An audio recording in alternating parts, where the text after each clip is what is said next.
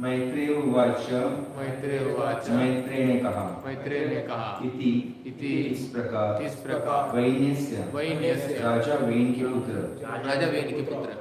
राजऋषे राजर्षि का प्रतिनंद्य आदर करके अर्थवत वचा सारगर्भित प्रार्थना पूजित होकर अनुभवित्वा अनुग्रह जताकर एनम राजा पृथु गंतुम उस स्थान से जाने के लिए चक्रे निश्चय किया अच्युतः भूल न करने वाले अर्थात अच्युत भगवान मति मन मैत्रेय ने विदुर से कहा कि भगवान ने महाराज पृथु द्वारा की गई सारगर्भित प्रार्थना की पूरी प्रशंसा की। इस प्रकार राजा द्वारा समुचित रूप से पूजित होकर भगवान ने उन्हें आशीर्वाद दिया और प्रस्थान का निश्चय किया। तात्पर्य श्रील प्रभुपाद द्वारा इस श्लोक के सबसे महत्वपूर्ण शब्द प्रतिनंद्यार्थवत वचा है, जिनका अर्थ है कि भगवान ने राजा द्वारा की गई सार्थक प्रार्थना की प्रशंसा की। जब भक्त भगवान से प्रार्थना करता है तो वह भौतिक लाभ की याचना न करके उनकी कृपा मांगता है। वह प्रार्थना करता है कि जन्म जन्मांतर वह भगवान के चरण कमलों की सेवा करता है।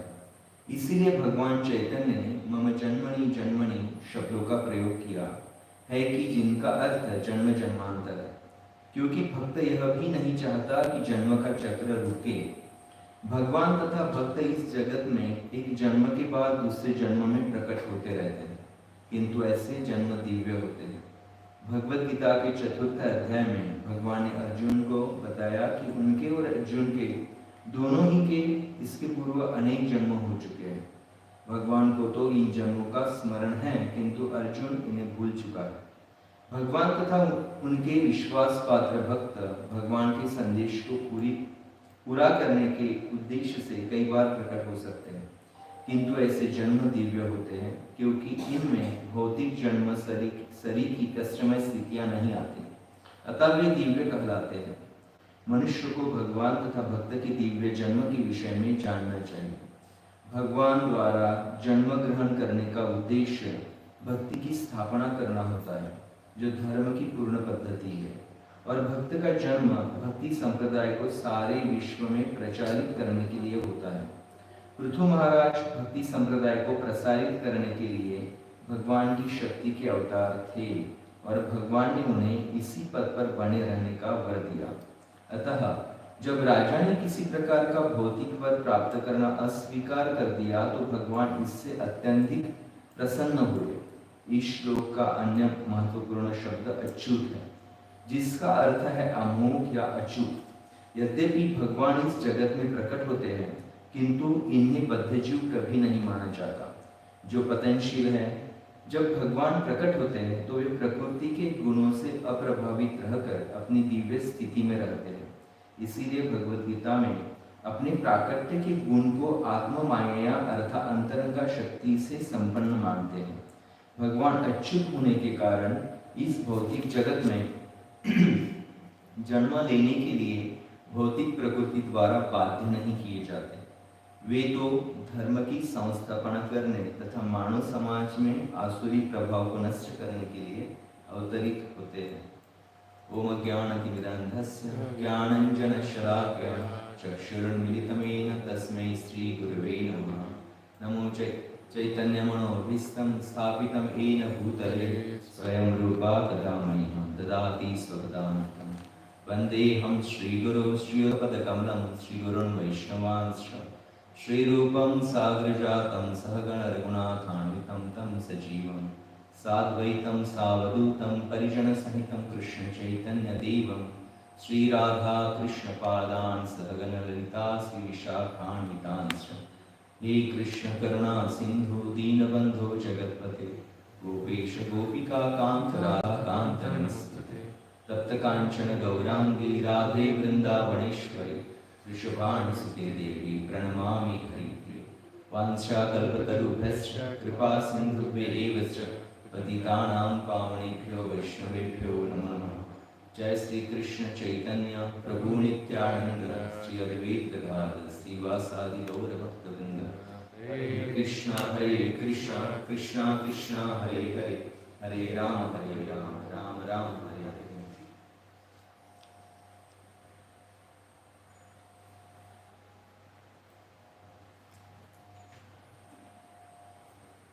बहुत नया अनुभव है, बहुत सालों बाद इस व्यासासन पर बैठा हूँ। पात्रता नहीं है, लेकिन आपकी मेरी शुद्धिकरण के लिए जो भागवत के वचन है, श्रील प्रभुपाद की जो शब्द है दोहराने का प्रयास करूंगा।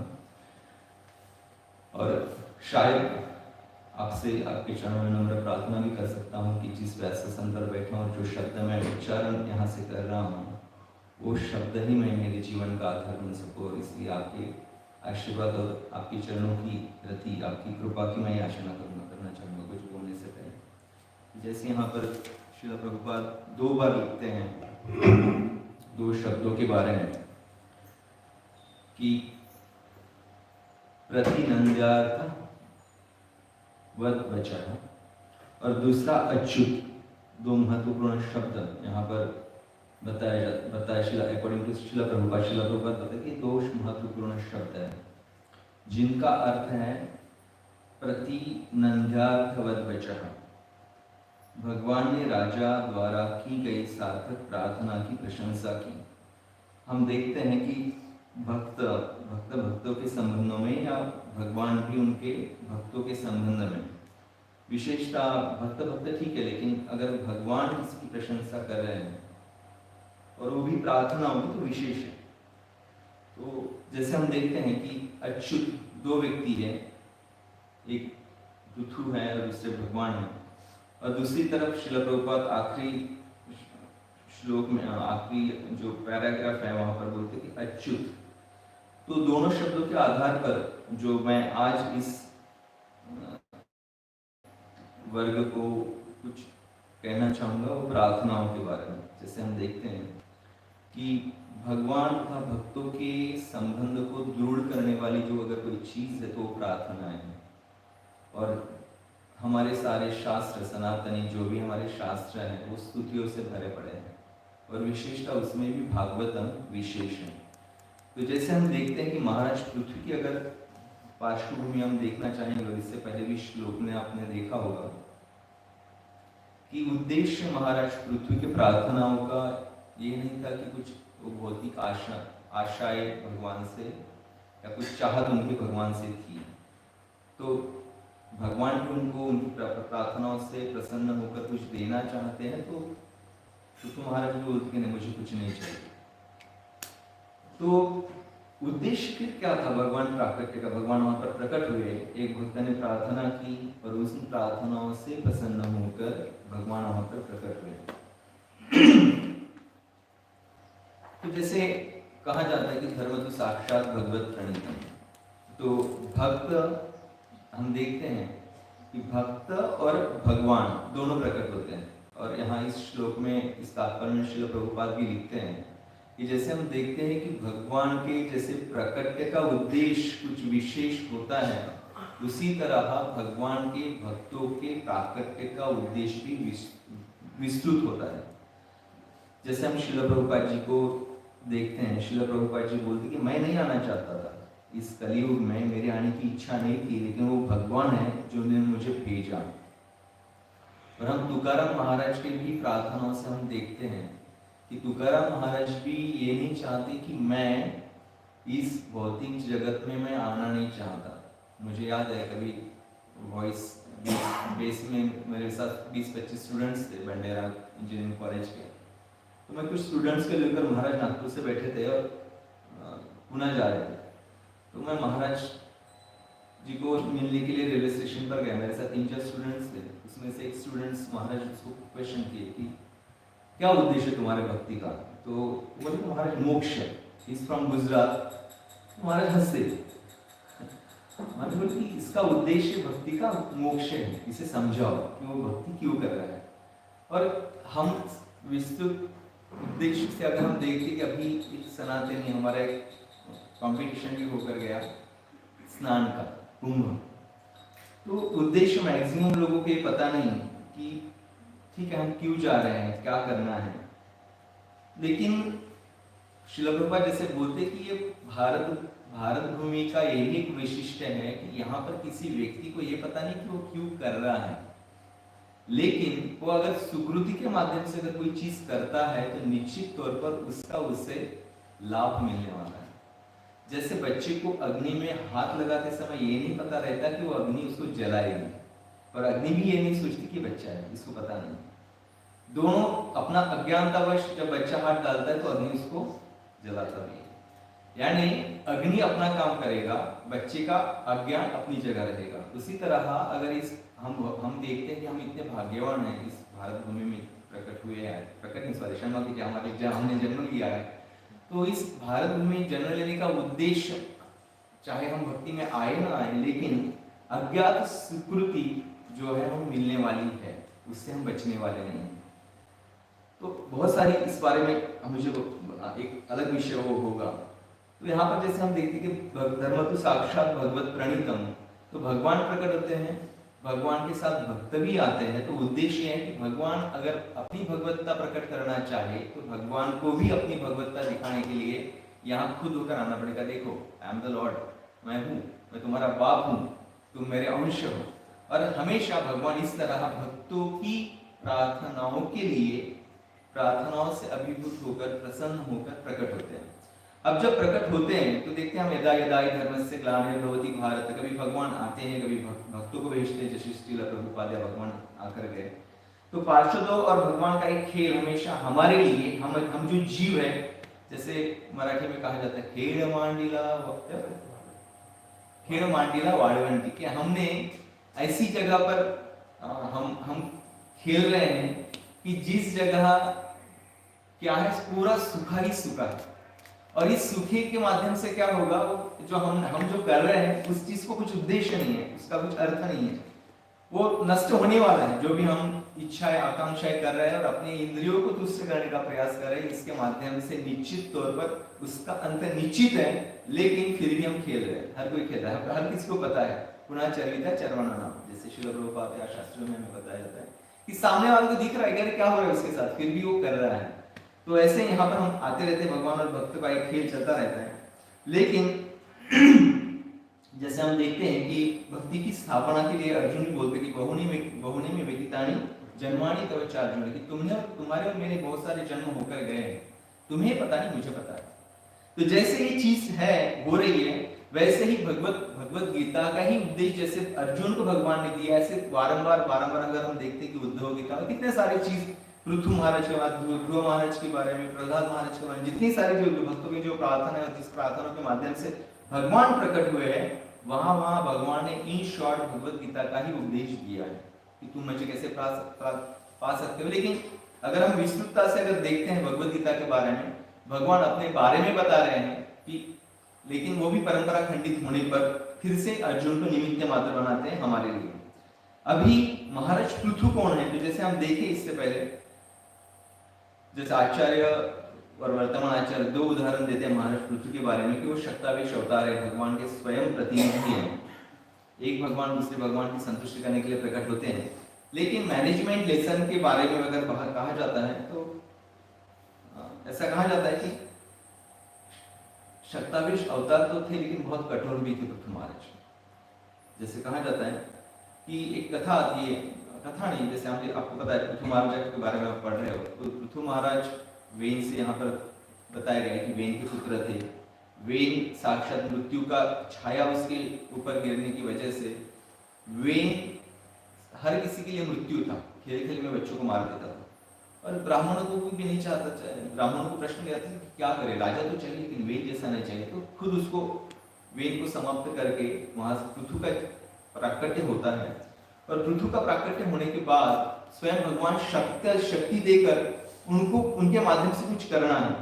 लेकिन आगे जाकर हम ये भी देखते हैं, अभी इससे पहले हुआ है कि पृथु जब 99 अश्वमेध यज्ञ करते हैं, 99 अश्वमेध यज्ञ करने के बाद जो 100वां करने का प्रयास करते हैं, तो इंद्र को डर लगता है कि अरे ये तो मेरी जगह लेने का प्रयास कर रहा है, तो जब इंद्र को डर लगता है तो स्वाभाविकता 100वें अश्वमेध यज्ञ के लिए जब जो घोड़ा है उस अश्व को खुद इंद्र लेकर जाते हैं, चुरा कर लेके जाते हैं।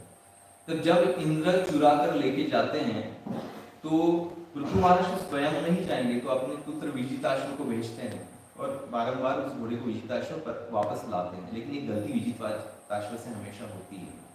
जब भी घोड़ा इंद्र चुरा कर लेके जाते हैं तो इंद्र किसी साधु के वेश में भाग जाते हैं।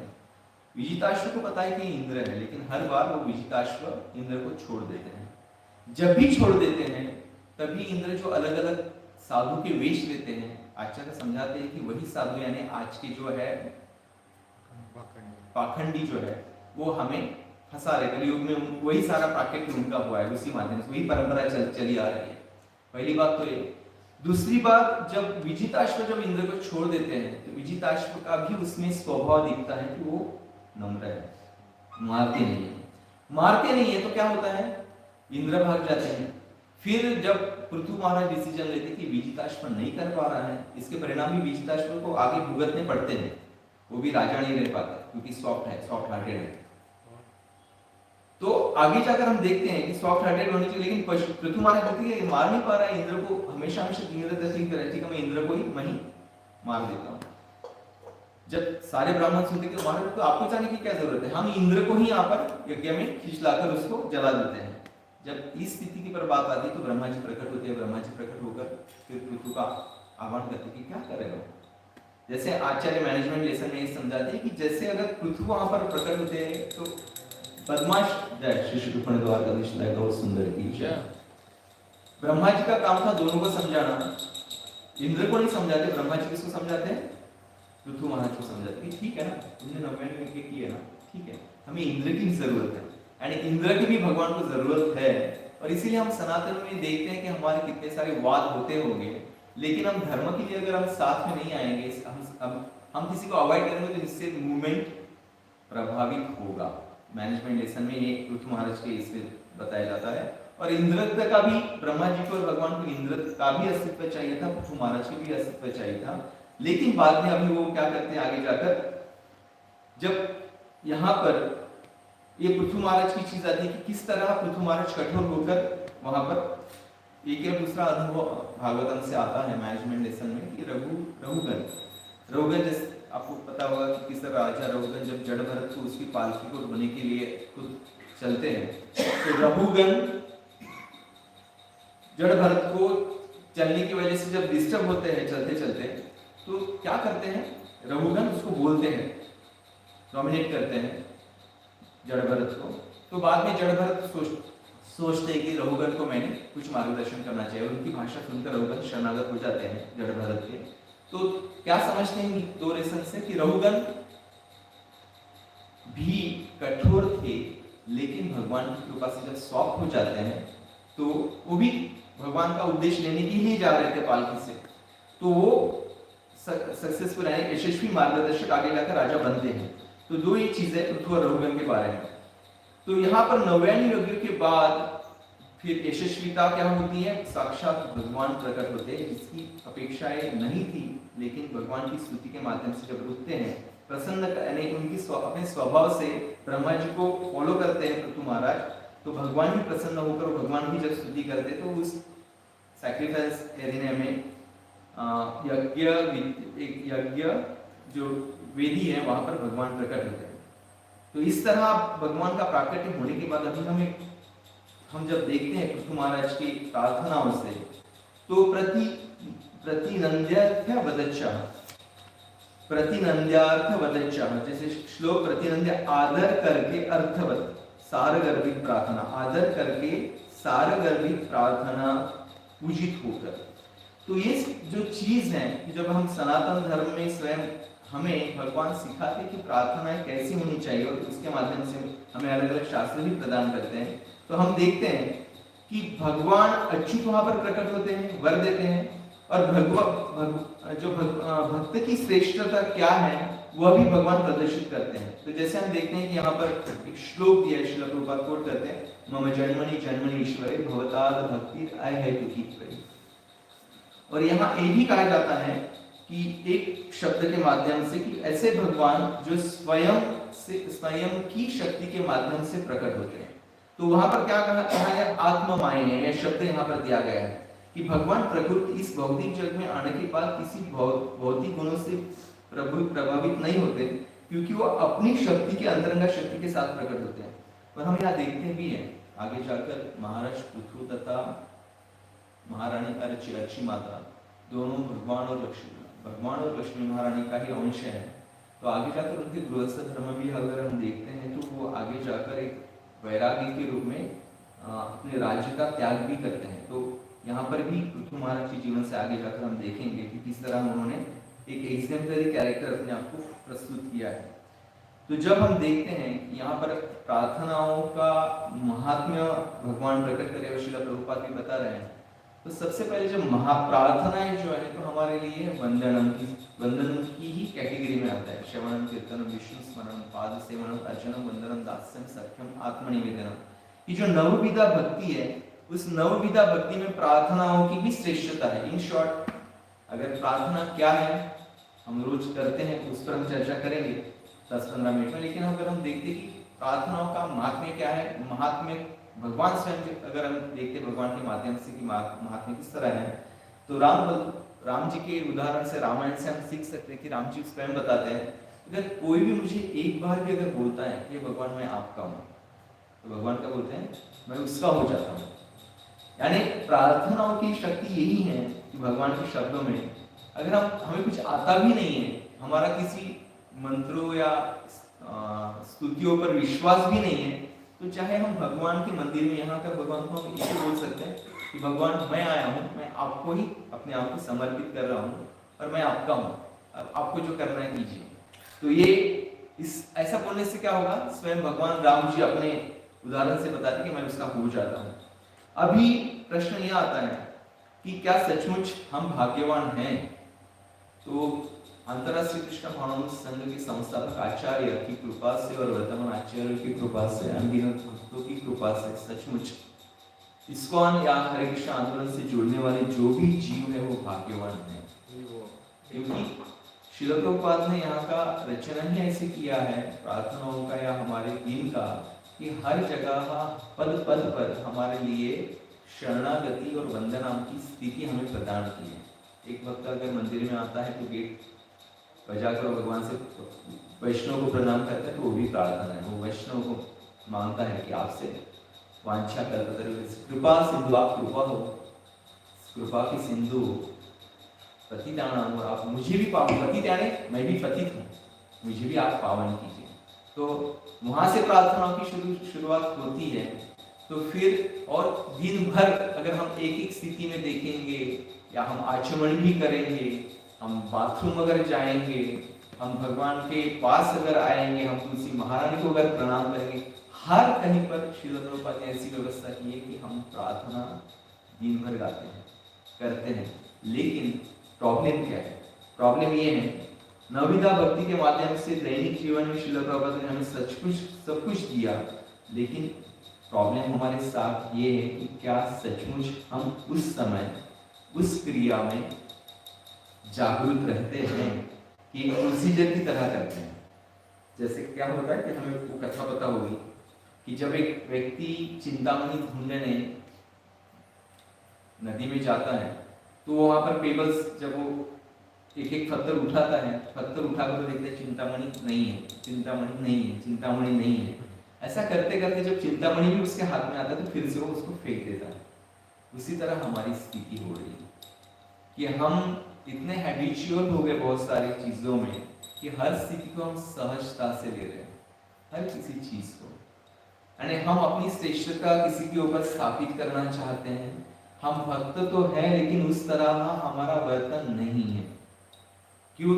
उसका हमें सिंहा महाराज के शब्दों में अगर हम समझे तो उसका हमें सिंहावलोकन करना जरूरी है। क्यों जरूरी है? क्योंकि जैसे हमने कहा कि प्रकृति क्रियमाणानि गुणो कर्माणि सर्वशः, कि भगवान जैसे भगवद गीता में बताते हैं इस प्रकृति में तो हम आए हैं और जिस भक्ति को हम फॉलो करने का प्रयास कर रहे हैं, शायद उसको शोक, मोह, भय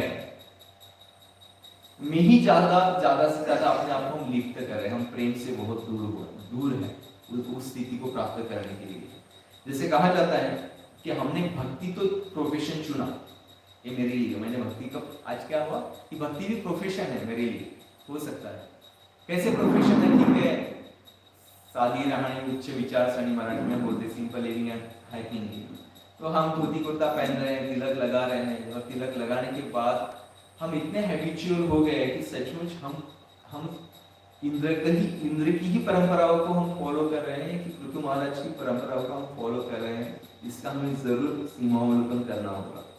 जैसे हम देखते हैं कि हमारी आकांक्षा क्या होनी चाहिए। जब प्रार्थना समय महाराज को कोई प्रश्न पूछता है, एक व्यक्ति पूछता है कि महाराज आप हमेशा तृणादपि सुनी चैन तरुरपि सहिष्णुना अमानी न मान देना कीर्तनीय सदा हरि क्यों बोलते हो? महाराज हंसते बोलते कि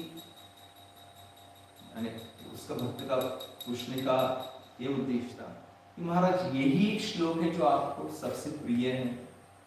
महाराज बोलते कि नहीं, ये श्लोक मुझे सबसे प्रिय नहीं है, मैं इसका अनुगमन करने का प्रयास कर रहा हूँ, क्योंकि इसके बाद वाला जो श्लोक है, न धनम न जनम न सुंदरी कविताम व जगदीश काम है मम जन्मनि जन्मनीश्वरे भवदाद भक्ति रहते, मैं इसको इस श्लोक के लायक अपने आप को नहीं समझता हूँ। हम कर रहे हैं तो सचमुच हम जो भी कर रहे हैं, जब तक हम उस प्रेजेंट मोमेंट में नहीं होते उस समय उस चीज को करते समय, तब तक हमें जो चाहिए वो नाम चिंतामणि कृष्ण चैतन्य रस विग्रह जब हम ले रहे हैं उस नाम को, इसीलिए हमारी वो अनुभूति हमें नहीं हो पा रही है कि उस मोमेंट को हम प्रेजेंट नहीं कर पा रहे अपने को। तो आगे जाकर जैसे बताया जाता है कि हमें सचेत होना होगा हर स्थिति में, हर पल में। और शायद अगर हम निश्चितता से आचार्यों भक्तों का अगर अनुगमन करें तो हमारी एक स्थिति आती भी है। श्रील प्रभुपाद बोलते हैं कि हम पाइप में है लगे हैं, और पाइप का मुंह कई बार खुलता है, वो शायद गोलोक धाम होगा या वृंदावन हो सकता है, या भक्तों की चरण कमल, कहीं ना कहीं वो पाइप का मुंह खुलने वाला है, हम जाकर जरूर वहां पर गिरने वाले हैं। हम भी हैं, लेकिन अगर हमें सचमुच इसके रिजल्ट अगर जल्दी चाहिए तो हमें सचेत होना होगा। और प्रत्येक प्रणाम मंत्र जो हमें गुरु आचार्य देवताओं के लिए हम गाते हैं, प्रार्थनाएं कर रहे हैं, उस प्रणाम मंत्र को व्यक्तिगत तौर पर प्रार्थनाओं के तौर पर हमें देखना होगा।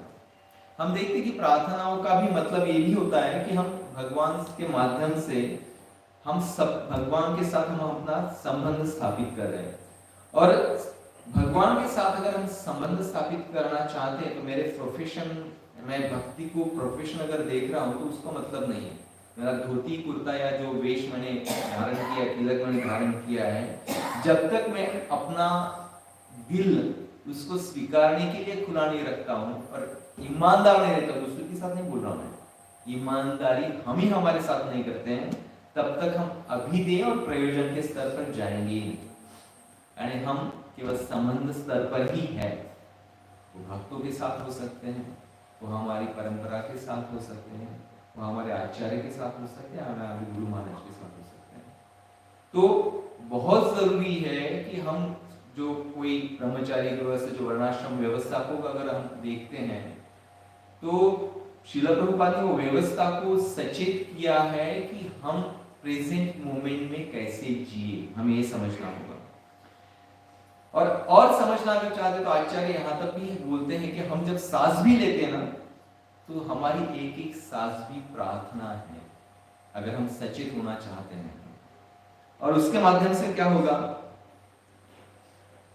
हम भगवान से या भक्तों से जुड़ेंगे। लेकिन गलती हमारी ये हो रही है, हम क्या किस चीज में प्रकृति क्रियमाणानि गुणे कर्मणि सर्वशः, कि हम अपने आप को देख रहे, कोई भी हम समस्या मंदिर में देखते हैं या कोई भी बाहर भी हम अपने दैनिक जीवन में रहते हैं, दैनिक जीवन में रहते हैं, हम सब समझते हैं मैं देख लूंगा।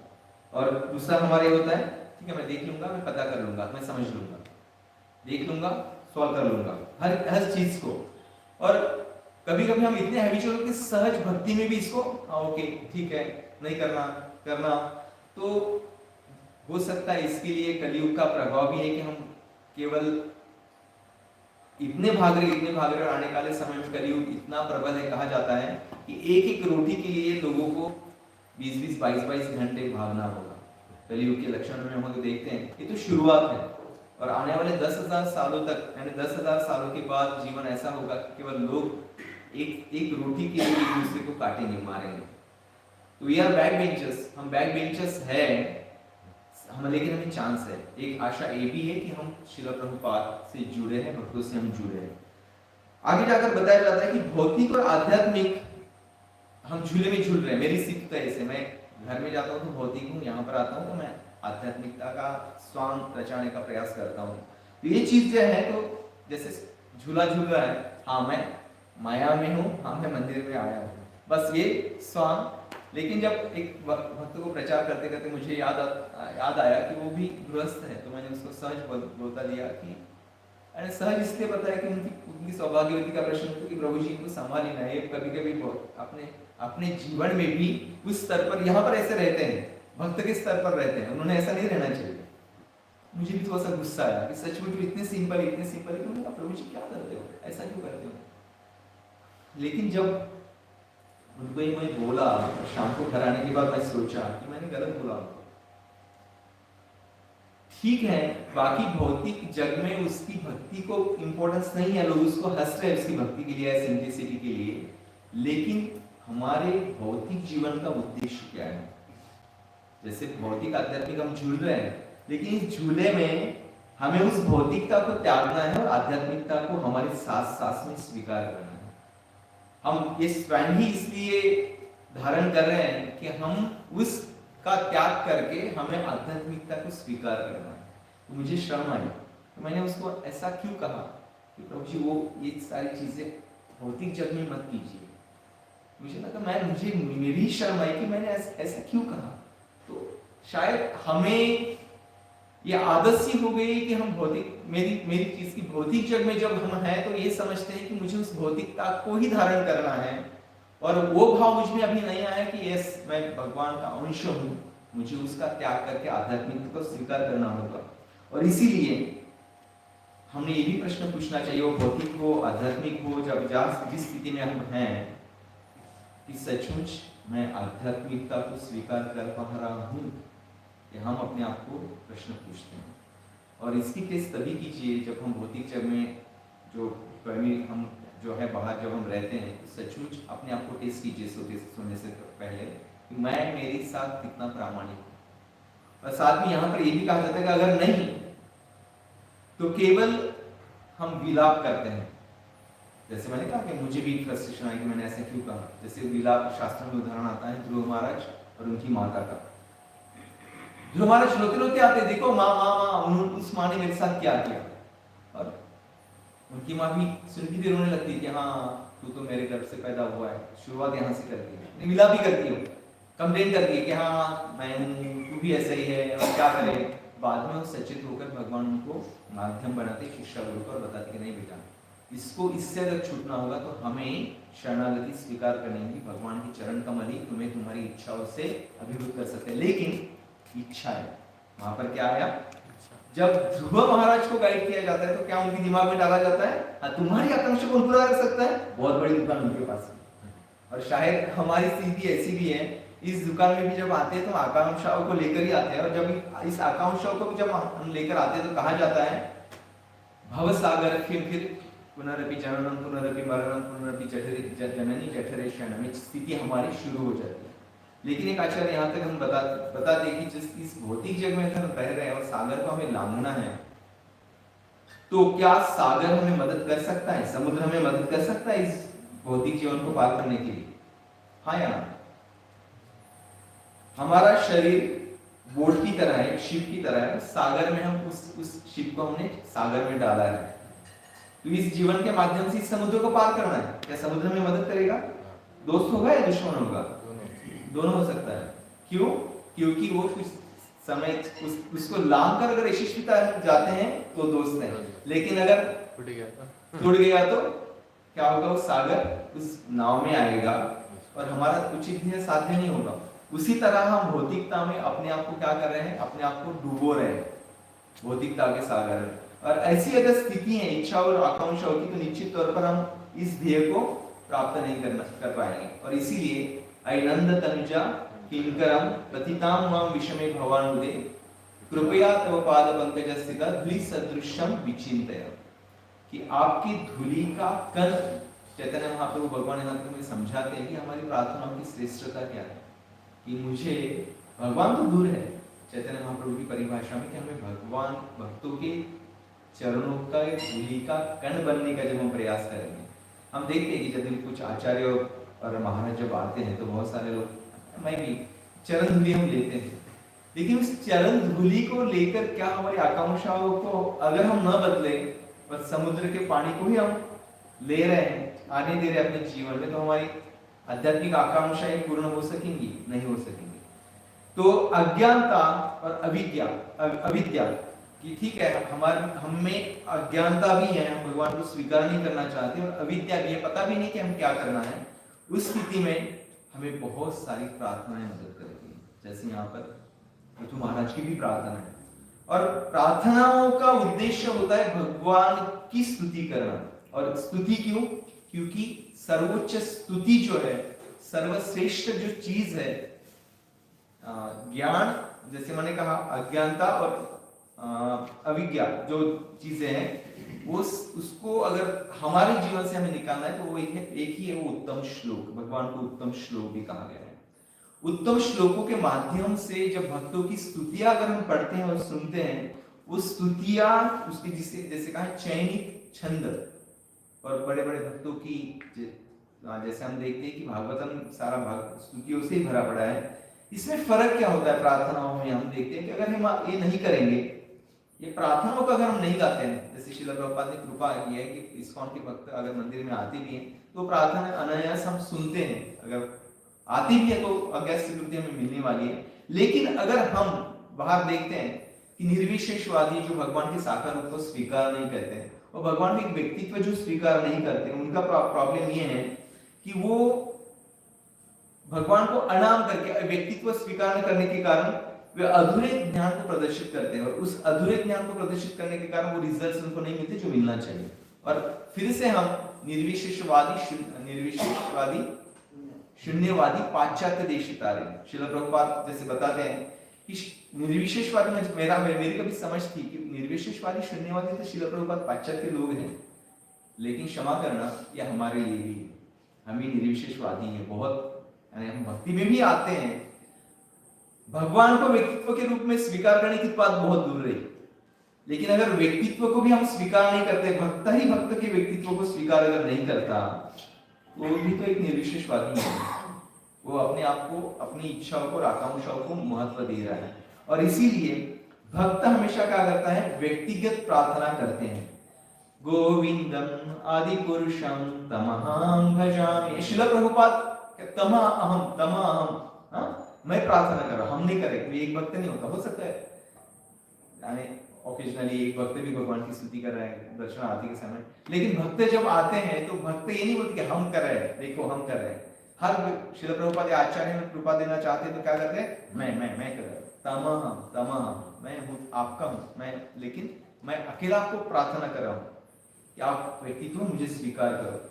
और इस तरह हम जब व्यक्तिगत प्रार्थना करते हैं तो श्रील प्रभुपाद समझाते हैं कि निश्चित तौर पर हमें भगवत धाम की प्राप्ति निश्चित है। तो यहाँ पर कहा जाता है कि भगवान जो सारी चीजें दी हैं, भगवान ने कलियुग के लिए, कलियुग जीवों के लिए, श्रील प्रभुपाद श्रीमद् भागवतम के इसी स्कंध में 24वें अध्याय श्लोक में समझाया है, 24वें अध्याय में 76 श्लोक में, कि किस तरह कलियुग जो जीव है, कलियुगी जीव वहां पर भगवान की प्रार्थना कर सकते हैं। कि शिव जी भी वहां पर समझाते हैं कि इस तरह आप भगवान की प्रार्थना करोगे तो निश्चित तौर पर आपको भगवान की प्राप्ति होगी। और प्रार्थनाओं को अगर हमें समझना है तो सबसे अच्छा और सही तरीका, ठीक है आप भागवतम नहीं समझ सकते हो, नहीं कर सकते हो, लेकिन एटलीस्ट अगर आप हमारे आचार्यों की भी प्रार्थना, जैसे नरोत्तम दास ठाकुर एक गीत प्रार्थना है, और उनकी प्रार्थना इस पुस्तक को भक्ति विनोद ठाकुर भी रेफर करते हैं।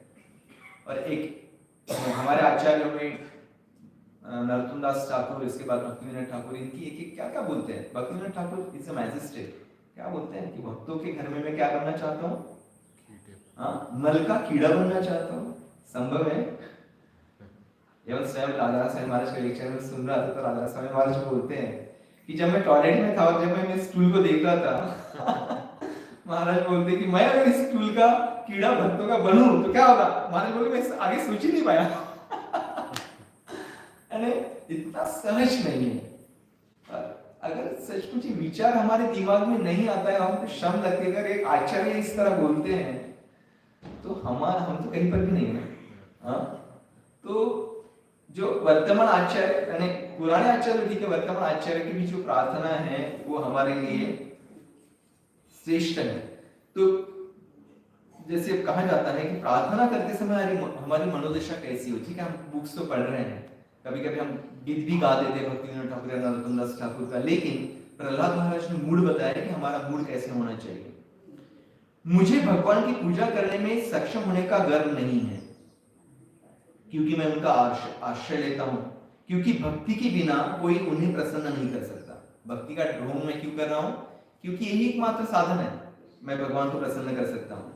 और प्रहलाद महाराज बताते कि केवल उच्च कुल या महान ऐश्वर्य, विद्या, तपस्या या रहस्यमय शक्ति के बल पर कोई भी भगवान को प्रसन्न नहीं कर सकता। वास्तव में ये परम भगवान को कभी प्रसन्न नहीं कर सकते। तो हमारी तपस्या या जो विद्या, ज्ञान जो भी है, इसके बल पर हम भगवान को प्रसन्न नहीं कर सकते। तो आगे क्या बोलते हैं कि अगर किसी अभक्त में भी ब्राह्मणों के जो 12 गुण हैं, वो गुण से भी, वो लक्षणों से भी अगर युक्त हो तो भी भगवान उसे नहीं स्वीकार करेंगे। प्रहलाद महाराज बोलते कि अगर एक कुत्ता खाने वाला भी हो, ऐसे चांडाल कुल में भी क्यों ना प्रकट हुआ हो, लेकिन अगर वो भगवान की प्रार्थना को करता है, भगवान को अपने जीवन को स्वीकार करता है, तो भगवान को किसी की प्रार्थनाओं की आवश्यकता नहीं है। लेकिन निम्न परिवारों में पैदा हुए अज्ञानी व्यक्ति ईमानदारी से भगवान की हार्दिक प्रार्थनाएं कर सकते हैं और भगवान उसे स्वीकार करेंगे। नेक्टर ऑफ इंस्ट्रक्शन चैप्टर 9 में श्रील प्रभुपाद लिखते हैं। तो भगवान श्रील प्रभुपाद जैसे बोलते हैं कि मैं हर किसी को ब्राह्मण बनाना चाहता हूं, ब्राह्मण यानी क्या, तो 12 गुण देना चाहते कि नहीं। श्रील प्रभुपाद की अपेक्षा ये नहीं है। आप अपने आप से प्रामाणिक रहे और अपने हृदय से आप भगवान को अपना हृदय खोल दे, तो वो ब्राह्मण को श्रील प्रभुपाद प्रदान करना चाहते हैं हर व्यक्ति को। और प्रभुपाद की आशा ये नहीं कि आप कर्मकांडी केवल ब्राह्मण बनो या 12 लक्षणों से आप पूर्ण हो।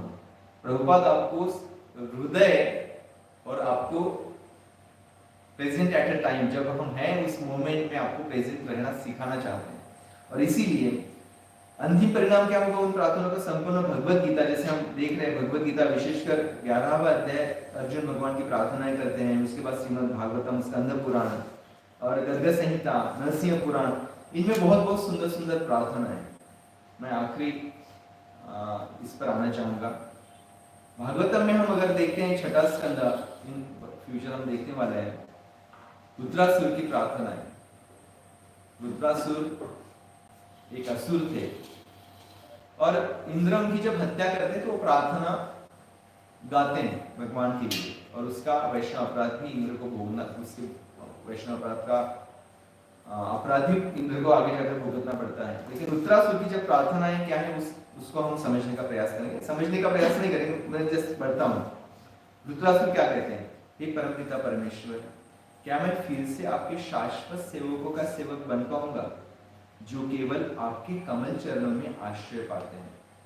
हे मेरे जीवन के स्वामी, क्या मैं फिर से उनका सेवक बन सकता हूं ताकि मेरा मन हमेशा आपके दिव्य गुणों के बारे में सोच सके, मेरे शब्द हमेशा उन गुणों की महिमा करे और मेरा शरीर हमेशा आपके प्रभुत्व की प्रेम पूर्ण सेवा में लगा रहे।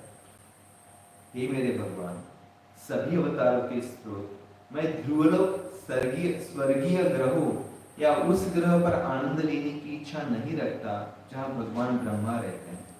नहीं, मैं सभी सांसारिक ग्रहों या निचले ग्रह प्रणालियों का सर्वोच्च शासक बनना चाहता हूं।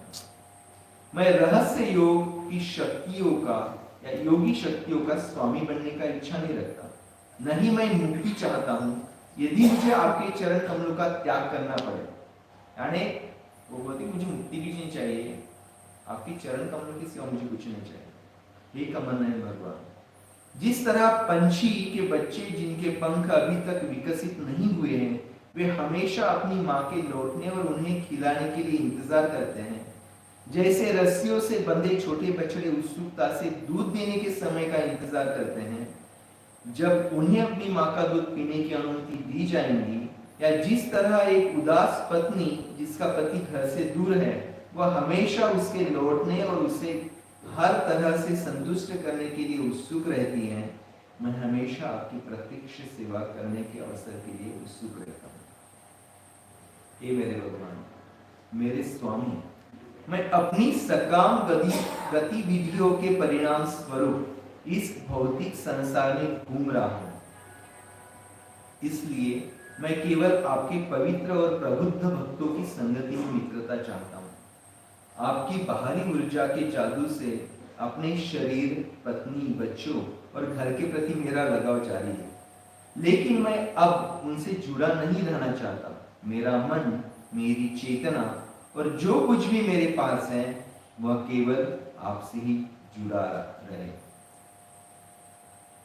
एक एक शब्द सिंपल वर्ड है, सिंप्लिसिटी से प्रेजेंट किया गया है, लेकिन बहुत महत्वपूर्ण इसलिए भी है क्योंकि एट दैट टाइम हम उस वक्त, यानी हम इनकी प्रार्थनाओं से देख सकते, उत्तरासुर की प्रार्थनाओं से, कि उस समय हम अपना हृदय खोलकर और अपनी इच्छाओं को भगवान की चरणों में रखकर जब उन प्रार्थनाओं का अगर हम स्वीकार करते हैं, भगवान के लिए गाते हैं, तो निश्चित तौर पर उस प्रार्थनाओं का हमें असर दिखेगा। और ये असंभव नहीं है, मैंने देखा है मेरे जीवन में। मनमोहन श्याम सुंदर आप जानते हो, शायद आए यहाँ पर फुल टाइम अभी पुणे में है। मंदिर में जब आते थे, जब 5 क्लासेस में यहाँ पर वो आते थे, तो और मंगला आरती में भी जब आते थे, तो सुबह फ्रेश होकर घर में स्नान भी करते तो पता नहीं चलता था, दरवाजा बंद करके वो मंगला आरती आकर चले जाते। और जब ग्रेजुएशन फाइनल ईयर को थे, तो एक दिन रो रहे थे वो, व्हाट हैपेंड, तो मेरी माँ शायद नहीं बचेंगी, उनको बेंगलोर में, हैदराबाद में शिफ्ट किया है नागपुर से, और उनके दिल में छेद है, और डॉक्टर को बोलते हैं कि नहीं बचेंगी, मे भी ऑपरेशन हुआ तो हुआ, नहीं बचेंगे। पैसे भी उनके पिताजी को ऑपरेशन में थे, सिंपल सिंधी फैमिली, 3-4 भाई है उनके, he is the younger one. तो मेरी माँ नहीं बचेगी, मुझे इस बात का दुख नहीं है कि मेरी माँ जाएंगी, लेकिन हमारे पास पैसे नहीं है। तो just Narhari Thakur at that time is a student, Manmohan Shyam Sundar, हम 3-4 जो उस समय चारों, हमने कहा कि मुझे तो पता नहीं है, जस्ट हम जाकर भगवान को प्रार्थना करेंगे। हम 4-5 भी लोग यहाँ पर आए, सब में रियली उस मोमेंट में प्रेजेंट होकर प्रार्थनाएं की। और प्रार्थनाओं के बाद हम कुछ कर नहीं सकते, फाइनेंशियल भी नॉट सो गुड, कोई भी ऐसा नहीं था, सब स्टूडेंट ही थे और मैं भी स्ट्रगल ही था। तो प्रार्थना करने के बाद तीसरे दिन वो मिले, आकर प्रभु जी कैसे हो सकता है, क्या हुआ? एक्चुअली माता जी को जब ऑपरेशन थिएटर ले जाने से पहले उनका जब हार्ट का फिर से डॉक्टर ने ऑपरेशन देखा, स्कैनिंग सोनोग्राफी कुछ, बोले ऑपरेशन की जरूरत ही नहीं गिरी, तो आ गई वापस मेरी माँ, कैसे संभव है, आ गई। हम फिर से भगवान को धन्यवाद देने आ गए। तो उस समय एक्चुअली हम कभी कभी हमारी जो सिंपलिसिटी हम किसी के लिए देते हैं, तो भगवान हमें वो प्रकाश देते हैं विश्वास का, श्रद्धा का, और बहुत जरूरी है।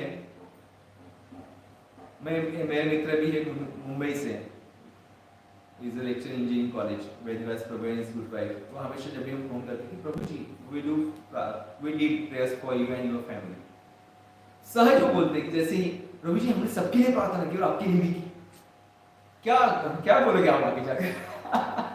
उस व्यक्ति का ने हमेशा जब भी मैं फोन करता हूँ, बहुत सालों से भी हमारा फोन भी नहीं, लेकिन उनके उन शब्दों से मुझे ही पता चला। मैं हमेशा सबको बोलता हूँ, प्लीज बोल रहा हूँ अभी भी, मेरे लिए भी प्रार्थना कीजिए कि वो श्रद्धा, वो दृढ़ता, वो नम्रता मुझ में आए, और उस मोमेंट में जब भी मैं भगवान के सामने, श्री प्रभुपाद, गुरु महाराज और भक्तों के सामने रहूं, उस मोमेंट में मैं अपने आप को उनके चरण कमलों की धूलि का कण समझूं, और दास दासानुदास मेरा भाव बढ़े। ये मेरी लिए प्रार्थना और आपके आशीर्वाद की जरूरत है, क्योंकि श्रद्धा हमारे हृदय में है नहीं हो पता नहीं, लेकिन बहुत जरूरी है किसी की प्रार्थनाएं हमें उस मोमेंट को प्रेजेंट करने की क्षमताएं देंगी।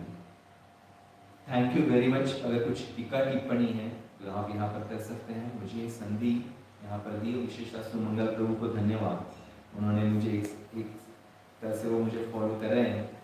कृपया प्लीज आपकी सिंसियरिटी मेरे लिए आप प्रार्थना कीजिए कि मैं आपके चरणों का दास बन सकूं, सारे भक्तों के चरणों की सेवा कर सकूं। बहुत बहुत धन्यवाद। कुछ टीका टिप्पणी है आप कर सकते हैं, कुछ प्रश्न मेरी पात्रता नहीं है। तो जी मतलब कभी कभी हम देखते हैं जब भक्ति में खासकर जब नए नए लोग आते हैं तो भगवान का रेसिप्रोकेशन बहुत स्ट्रॉन्ग रहता है। और अभी जब धीरे धीरे प्रगति होता है हमारा, तो प्रगति में भक्ति में आगे बढ़ रहे, साल ज़्यादा हो रहे हैं, तो हम भगवान से कुछ प्रार्थना करते हैं और प्रार्थना में ऐसा लग रहा है कि मतलब कुछ भगवान का आंसर नहीं आ रहा है, तो वह कि डिले हो रहा है, ऐसा लगता है कि बहुत दिन से आंसर नहीं हो रहा। तो इसको कैसे समझ सकते हैं? मुझे भाई कभी बेस में जब था पुणे में, तो एक भक्त थे जो भक्ति वृक्ष या कुछ चलाते थे, इसी गृहस्थ डिवोटी। यही प्रश्न उनका भी था पुजारी के साथ, उनकी ब्राह्मण दीक्षा नहीं हुई। वो बोल रहे थे प्रभु जी भगवान मेरे प्रश्न का उत्तर क्यों नहीं दे रहे? मेरा पूरा जो मैंने बनाया था सिस्टम, जो भक्त थे सारे स्पॉइल हो रहे हैं, छोड़कर जा रहे हैं, कोई भी नहीं है, मैं क्या करूं? मुझे बहुत रोना आ रहा है और मैं रोना चाहता हूं भगवान के सामने। पुजारी गिव हिम अपॉर्चुनिटी, आप अंदर जाओ, अल्टर बनाने के बाद क्या करना है करो। और वो रोए वो। कहने का तात्पर्य ये है कि महाराज बोलते हैं कि भगवान भी हमें हमारी क्षमताओं को कभी क्रश करना चाहते हैं। हमारा जो अहम है ना, उसको भी भगवान, हम प्रार्थना कर रहे हैं लेकिन शायद भगवान भी हमें कुछ और देना चाहते हैं। ऐसा नहीं है कि आपके प्रार्थना को उत्तर नहीं दे रहे हैं भगवान, है, वो दिख नहीं रहा है। और आप उसको जब देखोगे कि सचमुच काउंट करोगे कहीं पर अप्रत्यक्ष रीत्या आप देख सकते हो कि सचमुच उन प्रार्थना के माध्यम से ऐसे कभी नहीं हो सकता। मैंने भी देखा कि ये चीजें होती हैं, फिर भी हम, जैसे मैंने कहा ना कि मराठी में कि खेड़ा मांडीला, हम प्रयास कर रहे हैं अपनी इच्छा और आकांक्षा के माध्यम से, हम प्रयास कर रहे हैं कि कुछ एंगेजमेंट हो, शुरू रहे, गेम शुरू रहे, play must be go on, लेकिन शायद इसका समय नहीं आता। मैंने भी अपनी जिंदगी में, मैं 25-26 सालों से देख रहा हूँ कि कितने सारे भक्त आए, सुंदर सुंदर भक्ति में स्थित थे, आज कहाँ किस सागर में घूम रहे पता नहीं, लेकिन वो है नहीं है। लेकिन मैं उनको कभी भूला नहीं हूँ, क्योंकि उन्होंने मुझे कुछ तो दिया है। और भगवान से यही मैं प्रार्थना करता हूँ कि भगवान मुझे भी संभालना, मैं भी गुम न हो जाऊं। और हर स्थिति में श्रील प्रभुपाद भी बोलते हैं ना कि एक्चुअली कभी कभी हमें हर समय, हर मोमेंट में, हर चीज में हमें दिखता नहीं है कि क्या हो रहा है, लेकिन कुछ पीछे हो रहा होता है, क्योंकि हमारा हो सकता है कि हम हैबिचुअल हो भगवान के सामने आने के बाद।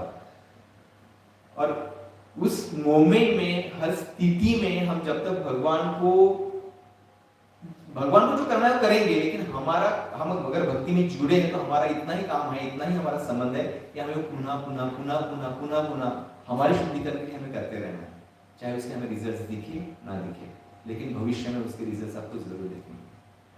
अगर आप समान, मुझे नहीं पता। Thank you very much. Hare Krishna. Vanchha ji. जब कोई भक्ति में नया आता है, इनिशियल स्टार्टिंग इनिशियल में, तो उसे क्या मांगा गया है? फिर वो तो अपनी डिजायर्स ले आता है, बट उसको थोड़ा बहुत पता चलने के बाद वो प्रयास करता है कि मैं भक्ति में आगे बढ़ूँ। उस टाइम में भगवान से क्या प्रार्थना करना है? देखिए, मैं भी जब शुरू में आया, कोई भी भक्त यहाँ आता है तो आर्तो अर्थात ही ज्ञानी जिज्ञासु, इसी हम स्तर में आते हैं। हमें वो पता नहीं, मैं भी आर्तो ही था, आर्तो कलियुगी जीव आर्तो ही है। हम किसी आकांक्षा के साथ भी भगवान और भक्तों की तरफ आते हैं। हम ज्ञानी नहीं है, जिज्ञासु नहीं है कि जिस स्तर पर हमें सब कुछ पता है और जस्ट मैं भगवान को जानने के लिए और अपने आप को समर्पित करने के लिए आए हूँ, ये हो ही नहीं सकता। बहुत रेयर जीव है, और जो वो उनके जीवन का भगवान ध्येय बनाकर रखते हैं, भगवान उनके लिए, भगवान अपने लिए उनको भेजते हैं। लेकिन आप जब आते हैं प्रीलिमिनरी स्टेज में ये होगा, और भगवान भी थोड़ी आपको थोड़ा सा पिक्चर दिखा देते कि ठीक है तेरी आशा आकांक्षा पूरी हो रही भाई, ओके तेरी मैं ये करूंगा, ये इच्छा आकांक्षा में पूर्ण करूंगा। लेकिन वो उसकी दृढ़ता पर निर्भर करता है कि वो भक्तों के संग को किस तरह लेते हैं। हम देखते हैं भौतिक जो इस भौतिक जगत जब लोग आते हैं भगवान को दंडवत प्रणाम करते हैं, ऐसे ऐसे ऐसे क्या क्या करते हैं, चले जाते हैं। वो यहाँ पर हमारा हम उनको फॉलो भी करने का प्रयास करते हैं, वो सुनना नहीं चाहते। लेकिन उसमें से अगर हमारी जिज्ञासा बन रही है, हम प्रयास कर रहे हैं, एटलीस्ट आप भगवान को आज जो हो उसके लिए आप प्रेजेंट के लिए धन्यवाद दे सकते हो। ठीक है, आपकी आकांक्षा उसके पीछे है, वो मत छोड़िए। ओके, वह अपने सिर्फ आप प्रेजेंट मोमेंट में भगवान का सबसे बड़ी प्रार्थना ये है, हरे कृष्ण कृष्ण कृष्ण हरे हरे, हरे राम राम राम हरे हरे। आचार्य जितने भी सारे जो बुक्स हैं, ससुरदास गोस्वामी महाराज, श्रील प्रभुपाद ससुरदास गोस्वामी महाराज, जितने भी चैंटिंग पर जितने सारे बुक्स लिखे हैं, वो यही बताते हैं कि आप जिस मोमेंट में एक नाम ले रहे हो ना, उस नाम को आपको पता होना चाहिए कि उसका अर्थ भी क्या है, नाम ही की हे भगवान, हे राधा रानी, हे कृष्ण, मुझे आपकी प्रेम की सेवा में लगाइए। हम शायद कभी कभी ऐसे मैकेनिकल हरे कृष्ण कृष्ण कृष्ण हरे राम राम राम कृष्ण हरे कृष्ण कृष्ण कृष्ण हरे हरे राम राम राम राम हरे, हमें ही पता नहीं चलता। जैसे मुझे पता है, एक बार मैं मुझसे राम छूट रहा था, पद्मावत कुछ मेरे बाजू में बैठे थे, तो राम छूट रहा था, मुझे भी अनुभूति हुई कि मुझसे कुछ छूट रहा है। मैं पद्मावत प्रभु को छूट रहा, प्रभु मैं छोड़ रहा हूँ क्या हरे कृष्ण महामंत्र कुछ, हाँ प्रभु जी कुछ छूट रहा है। तो एक्चुअली भक्तों के संग में सबसे महत्वपूर्ण चीज है हमारी श्रद्धा बनाने की, हम भक्तों का संगम तय करें। चाहे हम हमारे आचार्य भक्तिचार्य स्वामी महाराज, हमारे गुरु महाराज, कोई भी जो भी आप वर्तमान आचार्य भक्ति गुरु भी, कभी ऐसा अपेक्षा मत कीजिए कि आप इस फॉर्म को छोड़कर भक्ति कर सकोगे, क्योंकि अब भविष्य तो इस हरे कृष्ण मूवमेंट या वैष्णव संप्रदाय ही है।